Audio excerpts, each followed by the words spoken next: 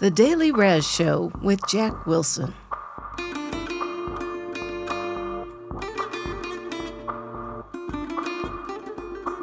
Hi, everyone. Welcome to the Daily Raz Show. I'm Jack Wilson. This is the Trump's Abbott and Costello presidency show. Who's on first? Remember that? It goes, who's on first?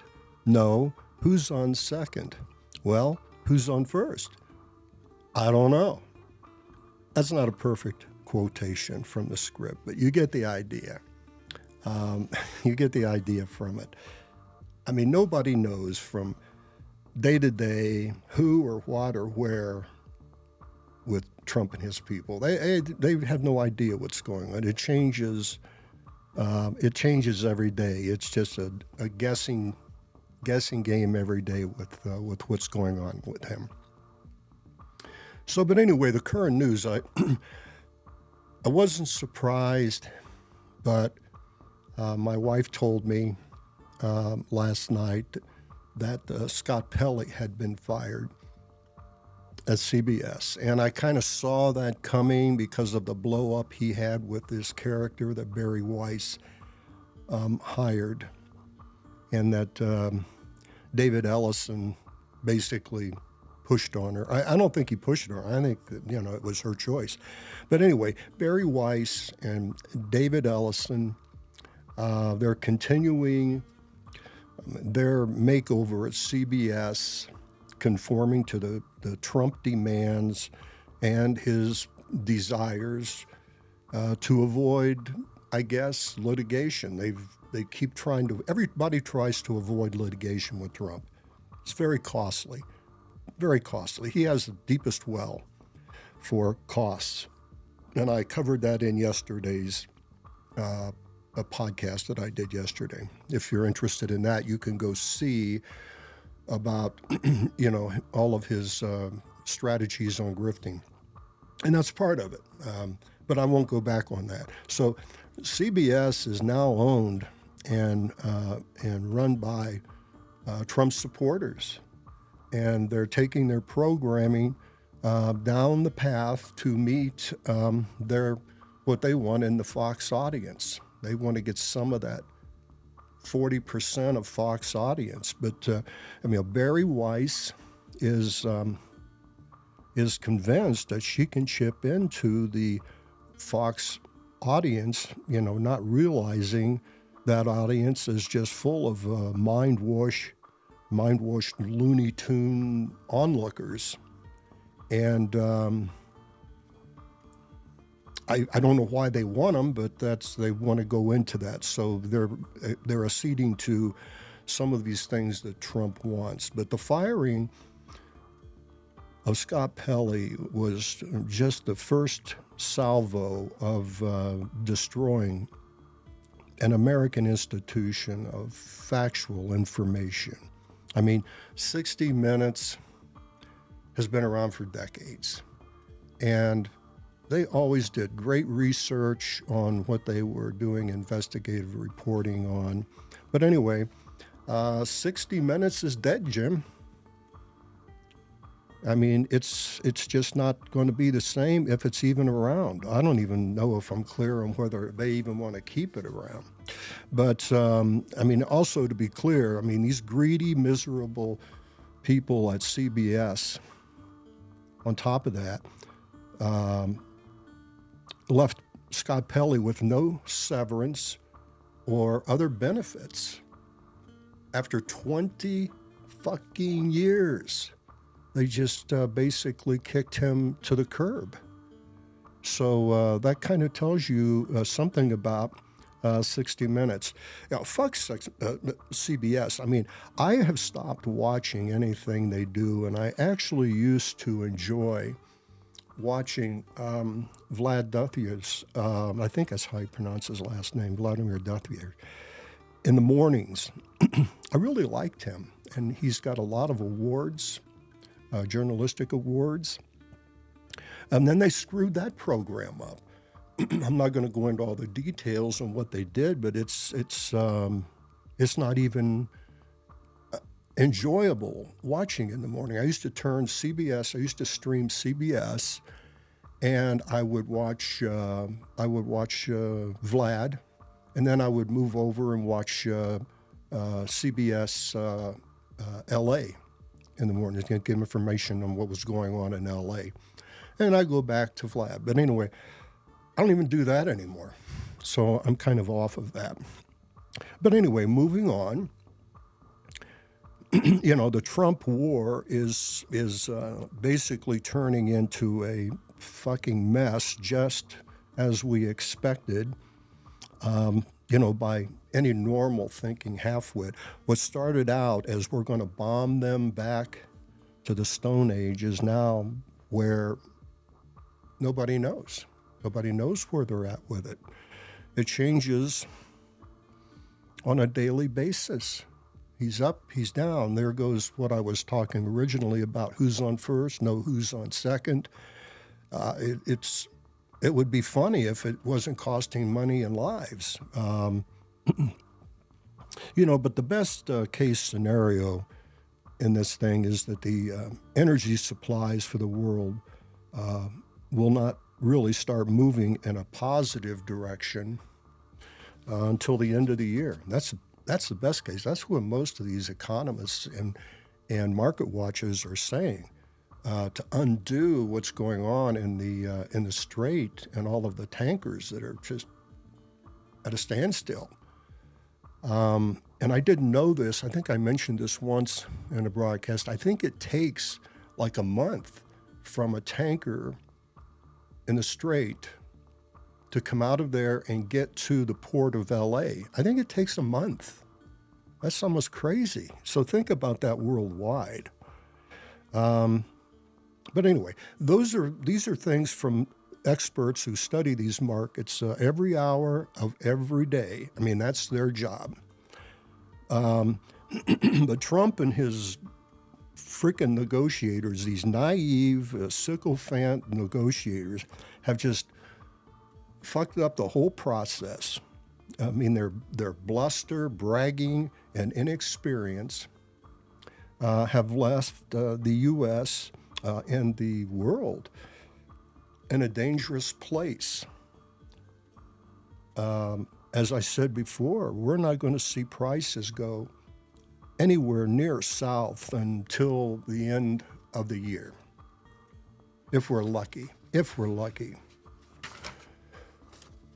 And not to mention that, he's severely depleted stockpiles of the arsenal inventory. We don't even know where that's at. I don't think anybody wants to share that information, and I don't blame them. And in the process of all this, Ukraine is not even on the radar. We don't even hear anything about Ukraine or Putin or China. I mean, he's basically abandoned Europe. I mean, that's it. Our partners in Europe for 75 years.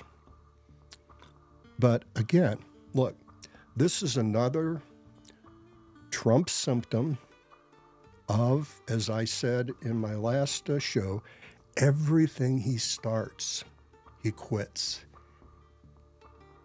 He has never finished anything he starts. That sounds unbelievable. It really sounds almost unbelievable. But it's the truth. Go back and look at them. Go back and look at these things. But you have to kind of go back and watch my last podcast on all of the failures that he has been a part of. Is anyone listening to all of this? So to me, a good analogy is he's like a juggler that he's got 10 balls all in the air all at the same time, and then they all start falling on the ground, and he can't catch them all. But he never has been able to catch them all. He never has been able to do that. So in the aftermath of all that, he's even fucked up one of the celebrations that this country should have joined together in celebrating. It was an opportunity for everyone whatever their affiliation, to join and celebrate. But he couldn't keep his hands off of it. He just couldn't stay out of it. And now he's fucked that up. So I don't even know if there's going to be a July 4th celebration. And we'll just have to wait on that and see. But if you listen to my June 3rd podcast, you get the idea of how many things Trump has just totally fucked up. I mean, he is without doubt. When I did that podcast, I was surprised myself at how many things there were. I guess I'd forgotten about it. We just forget about these things. But he is without a doubt one of the worst managers of anything that I've seen in my career. And I've kind of been in business my whole life. And this is the worst I've ever seen. I've seen some bad business management, but this guy he's the worst. He is the worst. I mean, we would say that Trump is just bad Joss. If you don't know what bad Joss is, look it up. But he's bad Joss with capital letters. And he is such bad Joss that I think world leaders want to stay away from him. You know, like he has the plague in some sense. I guess that is correct. He is kind of plagued. But anyway, yeah, he's just bad news. But you can also see, I've kind of watched some of these shows and programs, and I don't spend a lot of time watching them, but I get the idea, because I can't really hardly watch the Republican followers of his, but there are some that are straying out of the shadow.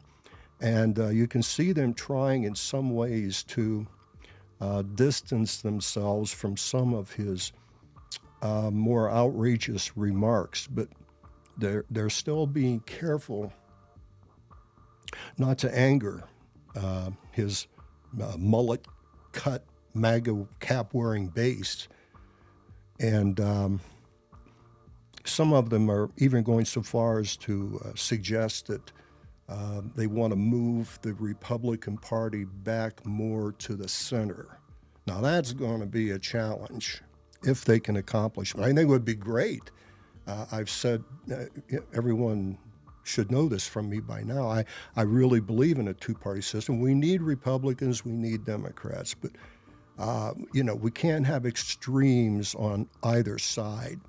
So that is avoided with negotiation. We try to find a middle ground for both parties, and that's what politics is. And that was in one of my last shows. I said I don't think anybody goes to school anymore for political science, because part of that is the give and take and finding some middle ground that your constituents can live with. That's negotiating. But there's none of that going on right now. So hopefully they can accomplish that, the sensible Republicans. And I do believe there are some there. But look, Trump he still continues to act with impunity on almost anything, his little heart desires. Remember when I said he wanted to be a despot, an autocrat? He tests the waters, still testing the waters every day, like tearing down the East Wing and having no plans. I don't think anybody really knows where that's going or what it's going to cost or who's going to pay for it. And then putting a gaudy fighting arena on the White House lawn. I don't know what the fuck that is. It's a stupid idea. I don't care if whoever's doing is paying for it. Why would I want that gaudy-ass thing on our White House lawn? That's a symbol of America. And then taking over the 4th of July celebrations that that looks like they're going to be a disaster happening as it's happening. I hope not, but he's got his mitts in it, and anything he touches turns to a pile of shit. So we'll see what happens. Hopefully, some sensible people can grab that out of his hands, but they've only got a month. What can you do in a month? But this should have been a great celebration. And again, I repeat, this guy has never finished anything with success. He never finishes anything. So moving on, I think the only reason anyone likes him, and I'm guessing, is because they follow his lead on insider trading. And do I believe that that's going on? Absolutely. I absolutely believe it. Ethics disclosures, I mean, these are facts, show his investment portfolio has been active with almost 4,000 trades, and that's equivalent. That equates to millions of dollars in transactions. He basically trades between 40, 60, 50 stocks, stock trades a day. Somebody is trading that. Are they using insider information? Yeah, fuck yeah, they are. What do you think? What do you think? These people are getting wealthy. So, I mean, wouldn't the average person like to have that information and be able to move their finances one way or the other based on what these people know? I would like that. I would like that ability. We don't have it. We don't have it. And the reason we don't have it is because his decisions, he's like a fart in the wind. You never know which way they're going. It could go this way, it could go that way. I was listening to some financial people this morning on, I forget which station it was, it doesn't matter. But anyway, they were saying they really can't make decisions based on what Trump is doing. They can't make long-term decisions. They're kind of reactionary on everything that's happening. So, again, why is 40% of the average American supporting this fucking grifter? I mean, I don't know. What has he done? What has he done for you? I'm not speaking of the wealthy people. I know why they like him. But I don't understand what the average American, the average wage earner, why that are supporting Trump, why do they? Why do they? He's not doing anything for you. He's costing you. So speaking of costs, the average cost for this guy being president, it counts in the billions. He is costing us billions. You say, well, how's that possible? Well, so far he's spent, the economic pain, the war has cost us, to this point, $30 billion. And it keeps mounting. But the economic pain, with all of the outlying and related costs, economists, I'm not saying one, they're all in agreement on this, it's going to end up being close to $1 trillion. 6, 7, 800 billion could reach $1 trillion. That's what his actions cost us, everyday actions. So you get the idea of what kind of a businessman Donald Trump is. He's not. He never has been a businessman. And I did the history for you. Go back and look at my other podcast, and it will tell you. And this guy still has 2 more fucking years.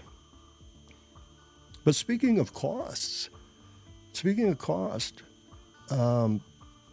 when you talk about health care for the citizens of this country, fuck that.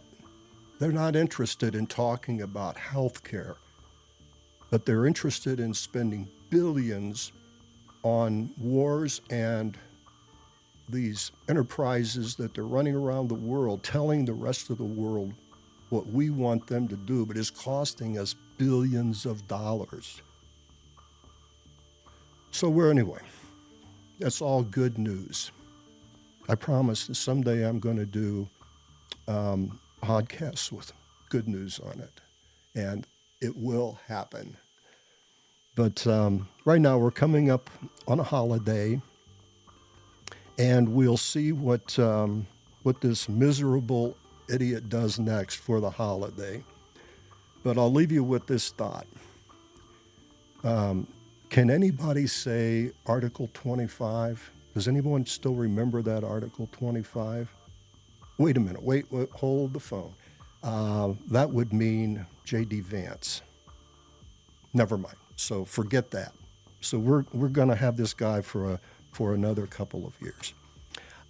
That's my information for today. It's been fun. I'm going to try to bring some more things to you tomorrow or the next day on my next show.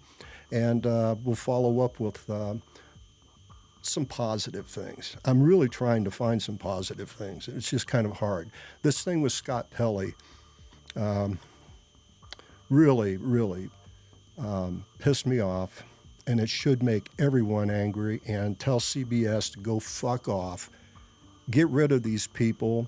Barry Weiss, David Ellison, these guys, they don't know what they're doing. They do not understand what's really going on. But anyway, I'm Jack Wilson. That's my show for today, and thanks for joining me, and I'll see you on the next show. You can follow me on dailyraz.com and on this YouTube channel. And thanks for watching. Thanks.